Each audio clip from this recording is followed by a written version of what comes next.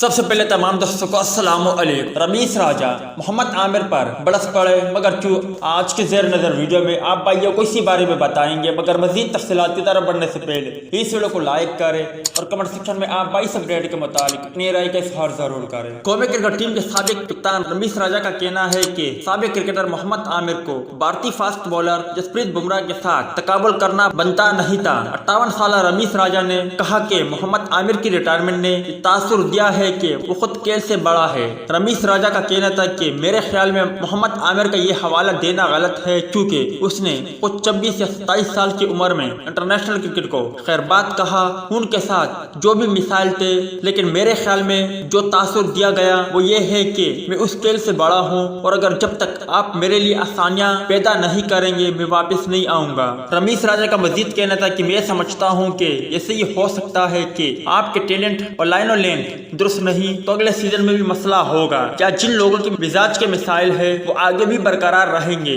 مجھے لگتا ہے کہ آپ کی سکلز ہر سیزن میں بہتر ہوتی رہنی چاہیے۔